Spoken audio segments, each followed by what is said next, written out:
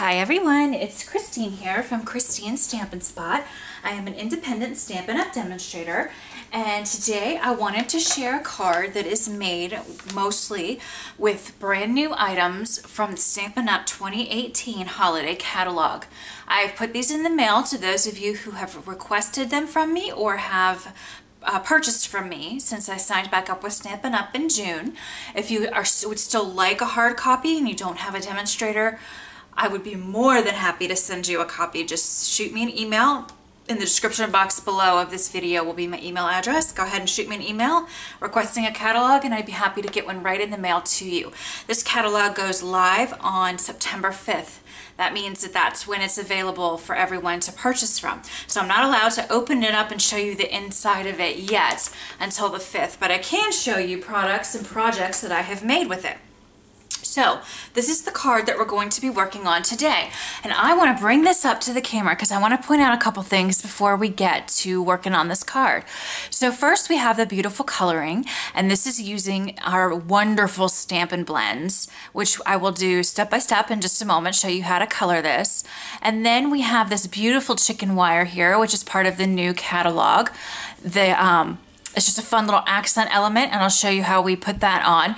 And then we have this beautiful embossing folder. Can you guys see that? This is the new tin tile embossing folder. It looks like this. It's absolutely gorgeous. And I have put, do you see all the shimmer on that? And how that beautiful, gorgeous shimmer? I have put some of our new metallic shimmer paint on it, and I'll show you how I did that as well. So I think it's just a beautiful, very simple thank you card. The stamp set is from the Country Home stamp set. This is a suite in the holiday catalog. It has paper that coordinates with it and lots of other things, including that chicken wire, but I kept it nice and simple for today. So let's go ahead and get started. This might be a sort of longer video because I want to show you how well these Stampin' Blends work. So I'm not going to speed up the coloring of the image because I really want you guys to be able to see how it works. But of course, if you are already familiar with that, you are free to fast forward through that section if you like. I'm going to go ahead and bring over my Stampin' Pierce mat since these are photopolymer stamps and a piece of scratch paper. Here is a piece of Whisper White cardstock, and I got the wrong cardstock out. You want to use thick Whisper White cardstock when you are coloring with the blends. You don't have to, but I get better results. So let me just quickly cut a piece here to size with the thick Whisper White. So sorry guys, I would have done this, would have been better prepared. I just completely neglected to even think about this length again here. Let's see, 4. Okay, so this is 2.5 by 4, I believe. Yes, 2.5 by 4 is your thick Whisper White card base. It just gives a better result, I think, and the markers blend a little bit easier. All right, so let's bring that Stampin' Pierce mat back over. We're going to go ahead and do some two-step stamping quickly here. Again, this is the stamp set. We're going to be using this kind of bucket looking image right here, and then this one with the cotton and some floral arrangements as well. So let's go ahead and get these stamps off of the stamp set here and get them ready to go. Now when you're using alcohol markers of any kind, and of course the Stampin' Blends are alcohol markers, you want to use Memento Tuxedo Black ink. You only use your StazOn if you're watercoloring. But if you are doing any type of alcohol marker coloring, no matter the brand of the alcohol marker, you definitely want to be using Memento Tuxedo Black ink. So I'm going to go ahead now and first start by getting the little bucket or jug or whatever you want to call it nice and inked up here with my Memento. And then we're just going to stamp it towards the bottom of this piece of thick Whisper White cardstock. So right about there. Okay. Now we're going to do the same thing with the flowers. These are clear photopolymer stamps, so you can see right through and get those flowers nice and lined up on top of this jug. So now we want to stamp this image here with the cotton and flowers with our Memento ink. And then we're going to bring the image over, and if my head gets in, I apologize, but you want to get right up on top of this so you can stamp this down perfectly on top of your jug. And there we go. See how perfect that is? That's what I love about two-step stamping. It's so easy. Now I'm going to clean these stamps off super quick before I forget here. My Stampin' Scrub is just off camera here. And then we're going to go ahead and just, I'm going to keep the sentiment on the jug itself so we don't, you know, cover up too much of the beautiful extras that we've put on this card. So I'm just going to ink up this little oval here. It's this image right here from the stamp set. Oops, I'm off camera. There we go. And so I'm just going to ink this up in Memento as well. And we're just going to stamp this down in the center of the jug. Okay, clean that off because I'm going to reuse this block with the word thanks. So I'm always in need of thank you cards. So there's other sentiments, of course, you can use beautiful sentiments in this stamp set, but I'm just keeping this simple and making this a little thank you card. Okay, that's it. That's all the stamping that we need to do. So you can go ahead and put your Memento ink away, put your stamps away. You are all done with your stamping. Now, while this really doesn't, what's so great about Memento is it really doesn't need time to dry. It's pretty much ready to go automatically. But I'm just going to set it aside for a moment because I want to put this beautiful new product. It's called, we have 4 different of these inks, these paints, the shimmer paints, and they are absolutely wonderful. The color that I'm using on today's card is Champagne Mist, which is a very close to a silver. So you want to shake it up really well. By shaking it up, you're activating it, but you're also getting some in the lid of your cap. You see that there, the shimmer paint inside the cap? And I'm just going to grab a little sponge dauber here, rub it in the ink that's on the top, in the inside of the cap, and I'm just going to lightly rub this over top of this beautiful embossing folder. And hopefully it is showing up on camera. It just picks up the embossed portions of this beautiful panel, and it just makes it shimmer and shine. It's so gorgeous. There are so many different techniques to do with these shimmer paints, so stay tuned. I'm going to be doing so many technique videos with them, but this is just a simple one to start us off. So can you guys see that? How it just sort of brings the pop out. I just put a very little tiny bit. I didn't go too crazy, but it just brings some shimmery and shiny pop to some of the raised embossed portions of this panel. And by the way, this is Blackberry Bliss cardstock. I should have mentioned that before, and it measures 4 by 5 1/4. I will have all the measurements as well as links to all the products used on my blog, and there will be a link to my blog post in the video below. So if I forget to call out a measurement or whatnot, it will be there. Okay, let's go ahead and get to coloring now. These are the markers, the Stampin' Blend, that we're going to be using to color this image. We are going to be using light and dark smoky slate. And if you're unfamiliar with these, again, as I said at the beginning of the video, they are alcohol markers. So you can liken them to Copic markers. They're a little bit different. They don't have numbering systems. They simply have names, and each color has a light and a dark with it, which makes picking your colors really easy to do. So anyway, we're going to be using dark and light smoky slate. We're going to be using dark and light Blackberry Bliss, dark and light old olive, and dark and light Cajun Craze. All right, so let's just get to coloring. Oh, the other marker that you're definitely going to want is you're going to want the color lifter. And this is just in case you make any mistakes. If you're familiar with Copics at all, you know the colorless blender can kind of miraculously make your mistakes disappear if you color outside the lines or what have you. You can also add more shading with the colorless blender. There's lots of different techniques you can use it for, so I definitely recommend purchasing that.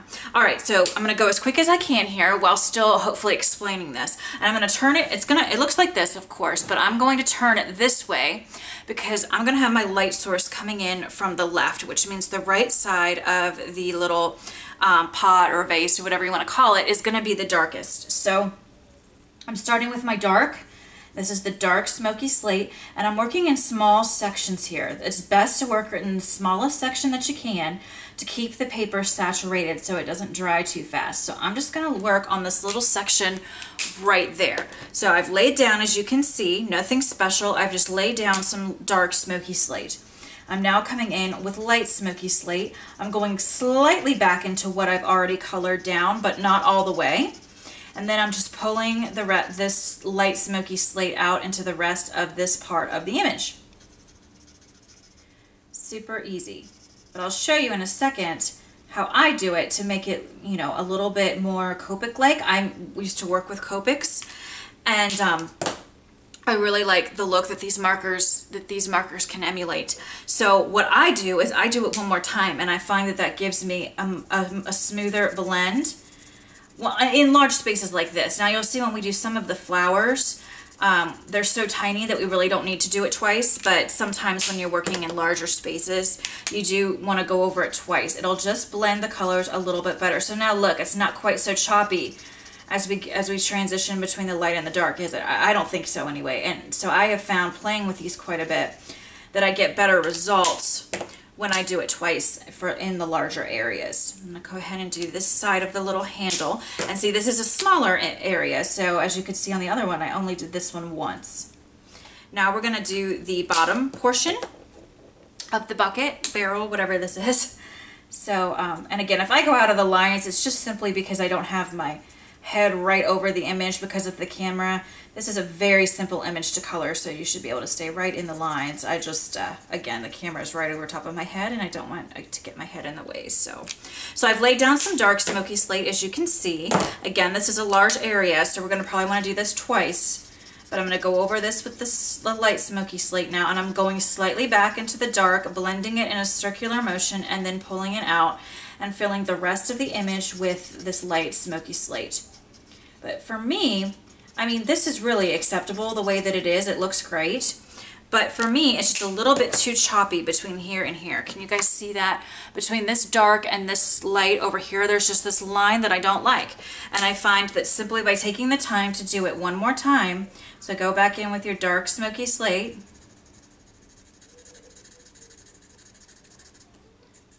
and then follow that up with your light smoky slate. And I just find that I just am happier with the blend doing it this way. But again, that first way was fine. There's nothing wrong with it at all. I just like to do it twice because I just feel like I get a slightly better look. So now look at that beautifully blended pot. I think that is so gorgeous. Now I went onto the lines a little bit, so I'm going to show you how the color lifter works. I don't know if you could even see, it's so light where I went out of the lines, but there's a little bit of gray marker right here, and all you do is you simply take your color lifter and rub it over that until it disappears. Sometimes if you're coloring with dark colors like a dark red, you might have to go back over it a couple times for it to fully disappear, but it really is kind of like magic. All right, let's color the little cotton next, and for that I'm just going to come in with my light smoky slate, and I'm just going to put a little tiny bit of color right there at the bottom. Can you see how I did that? And then I'm going to take the color lifter and blend it out. So this gives you, instead of it being stark white, it gives a little tiny bit of shading to the cotton without overpowering it with color. Does that make sense? I'm going to kind of come in and do a couple at a time now. So as you can see, I have a light smoky slate. I barely put just a tiniest little bit of color down, and then I'm really going at it with the colorless blender and pulling that color up into the remaining white space. And that just gives it a tint of color and shading, and I think it really adds a lot to the project. I will bring this up to the camera in a moment so you can see a little bit more up close what I mean, and then of course there will be pictures on my blog of this technique, so you'll be able to see it better than sometimes the camera will let it be seen for some reason. But sometimes we don't always see the best through the camera. But it's very easy to do, and it really does, I think, add quite a bit to it. So now let me bring this up so you guys can see. Can you see the little tiny bits of color that we've put on that cotton? Just a little tiny bit, but I really think it makes a difference than just leaving it stark white. All right, so these two large things we're going to color with the Blackberry Bliss. I'm going to start with my dark like I tend to do, and I'm just going to put some dark. Remember, I have my light source coming in from the left. So kind of the right is going to be a little bit darker. That's just, it doesn't matter where you have your light source coming. Honestly, you don't even need to worry about that if you don't want to. You could just use these markers and just color normally if you wanted to. I'm just kind of showing you how to do the blending with these. And so you can see how you can really utilize these just as you can your Copic markers or your Tombow markers or any other alcohol-based markers that you're familiar with. So I'm just putting down the dark first, and then I'm coming in with the light Blackberry Bliss, and I'm simply pulling the color up, doing a little bit of blending in a circular motion. Now I'm going to go back and hit it again. These are a little bit larger than some of the other flowers, and they just, for my preference, they needed another little go around again, just to make it a little bit more dramatic in that transition between the lights and darks. But now you can see you have shaded here and lighter over here. Hopefully that's coming out on camera. All right, now we're going to move into our light and dark Cajun Craze. Again, like always, I'm going to start with the dark, which is this one over here. And I'm just going to color these two flowers and this flower with my Cajun Craze. And this, I probably only need one round of coloring for this because these are pretty tiny images. So again, I put down my dark. I'm now going to bring out my light and just simply blend and finish coloring this in. Yeah, I think that's all I'm going to need. You can see quite a bit of shading there. What I'm looking for when I do my coloring is just a little bit of a noticeable difference between the light and the dark portion of the image. And I think I just get that from my painting days. I used to paint, and I still do. It's just a hobby. And I just had that kind of ingrained into me. So that's how I like to do my coloring. But again, you could seriously just take one color of each marker and color this, and it would be absolutely beautiful. Now I'm going to move on to the leaves. I'm going to use my dark Old Olive first. I'm just going to put a little bit of darkness here at the bottom of the leaves. I'm just going to work in small sections here. And now I'm going to use the light Old Olive to pull it up, and you'll see in a moment how there is shading even with just doing it one time. I'm going to come around now and finish the leaves quickly. And I'm going to go really quick now just because I think you guys probably hopefully get the idea. So I'm just going to finish the leaves here. Again, I find it helpful to always start with my dark, place my dark color down, and then go back over it with my light. If you find that intimidating though, if you're still kind of new to these, go ahead and color the whole image first. I've tried this and it works great too. So you can go ahead and color the whole image first in the lightest color. Then put your shading in through your, with your dark, and then go back over it with your light if that is more. When I first started coloring with alcohol markers years ago, that's how I did it. I just felt more comfortable doing it that way for whatever reason. So, you know, that's definitely possible. I have done it with these markers and it works great. I'm just going to take the dark Blackberry Bliss to color these little berry thingies here. They're so tiny, you're really not going to see shading on them, so I'm not going to take the time. I did on my original sample and it barely shows up, so I'm just going to use one marker color for this. And as you can see, it's so pretty. The difference between the alcohol markers and your Stampin' Up markers, which of course you could also color with, but because they're alcohol markers, they don't leave the marker or pen lines. So it's a very smooth coloring. So even, that's what I mean, even if you just wanted to color this by itself, with one color of each and not worry about the shading, you're still going to get beautiful results. So let me go ahead and zoom this back out now so you can kind of see this whole thing put together here and colored. And this was done very quickly, but I think it's quite lovely. I might go back in with my light smoky slate and just iron out a little bit more of this line here, but that is definitely not something that you have to do. I just am very picky sometimes when it comes to my own coloring, so I like to make that line that transitions between gradations of color as light as possible, and I think that that helped. Actually, that to me even looks a little bit better. Okay, but again, it was fine before. Okay, all that's left to do now is simply put this card together. I want to bring out one of the new elements. This is the chicken wire that I was telling you about, that as you can see is on the finished card. It comes in a package of 6. We're going to use parts that I've already cut off, but I just wanted to show you they come on strips like this, and then you just pop them out. And then of course you can use the whole thing, or just portions of it like we have done. So I just wanted to kind of show you how it was packaged. I believe you get 6 pieces in a package, and it's pretty low price point. So, and it's just a really cool little accent. So let me put that away. Let's go ahead now and bring over our gray backing. I'm using basic gray and Blackberry Bliss cardstock. So I'm going to put the gray backing behind this beautiful image that we have colored. So I'm just going to grab my regular adhesive here, and I'm going to go ahead and place this centered on the top of this piece of basic gray cardstock. So just center it like so. Okay. All right. Now we want to add a little bit of chicken wire, and I think we can really just use this one piece here and cut it in half, and that should be enough. You want to, I mean, I like to try to conserve as much as I can so I can use it on multiple projects. So I'm just going to go ahead, and it cuts so easily. Watch this. It's just cutting so simply there. All right, so I'm going to put a little bit of adhesive on the back of this and stick it down. I'm going to do the same thing on the other side.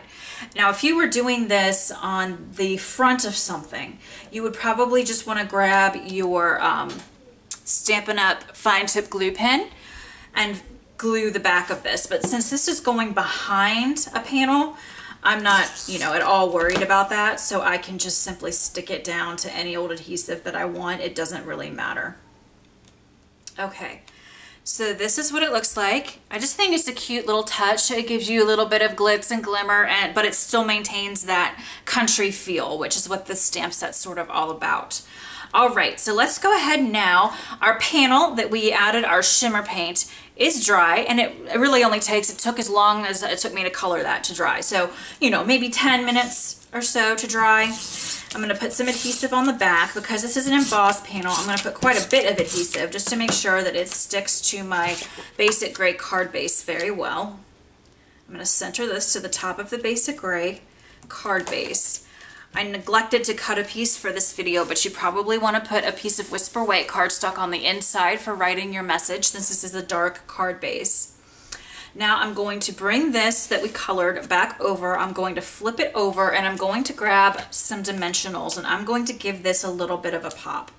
So see, this is why it really didn't matter that I put this adhesive on the back, because we're going to pop this up anyway. So it really didn't matter that I put that adhesive to hold the chicken wire in place.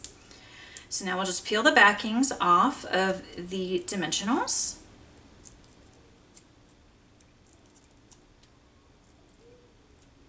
And then we're just going to put this sort of right of center, so like the bottom kind of right hand corner, but of course you don't want your chicken wire coming off your card or it won't go in an envelope. So I just butted mine right up to the card base, like so. And that's our card. Now I added one finishing touch to mine. It's actually a tiny little bit crooked. Let me fix it really quick. Luckily our dimensionals are quite forgiving, so if you make a mistake, you can peel it back up for a second. Okay, now I decided to add this beautiful silver and white, Whisper White ribbon to the top of my card. So let me quickly show you how I did that. It comes on a beautiful spool like this. So I'm just gonna open my card base for a second and slip the ribbon inside. And then I'm gonna unspool off enough so that I can tie a bow along the top here. And then I'm just gonna give it a little snip. All right, so then we can put the spool away. And so now all we're going to do is we're just simply going to tie a bow, hold it tight here. So pull it tight when you have it kind of crisscrossed to make your knot. So hold that tight there. And then you're just going to make a normal bow. So you make the 2 ears of the bow and just pull through. I'm not the best bow tire, but I can do something simple like this. And I think it did add a lot to this card. So now I'm just going to make the ears of the bow a little bit tinier by pulling on the tails. With this one actually a little bit bigger. I pulled too much. There we go. I'm now going to grab a mini glue dot. I like to grab a mini glue dot and stick it to the back of the middle of the bow. Does that make sense? So that this bow is not going to wiggle around. It's stuck now to the front of the card. And then all we have to do, and I cut way too much, as you can see. I always tend to do that. I always cut way more than I need, but now we can just trim the little tails of the bow and we are all done with this card. And I'm going to bring it up again to the camera just so you can get an up-close look. I didn't cut that very well, just a moment. So you can get an up-close look at the shimmer and shine of the metallic paints that we use, the beautiful embossing folder, and then of course the coloring that we did with our Stampin' blends. And some of the blends that we use today are new to the holiday catalog. So, and everything else that we used except the cardstock is new to this catalog, and the ribbon is new to this catalog as well. So the embossing folder, the stamp set, the shimmer paint, and the chicken wire are all new to this particular holiday catalog. It's a fantastic catalog. And so this is what we have, guys. This is that beautiful embossing folder that's peeking out there along the back with the beautiful shimmer paint. And then we have the chicken wire, and then our beautifully colored little image here. And I think going back over that a third time with that light smoky slate really helped blend that. I think there's a much nicer blend now between the dark and the light. I think it's a more subtle transition. But again, any way you do it is going to be beautiful.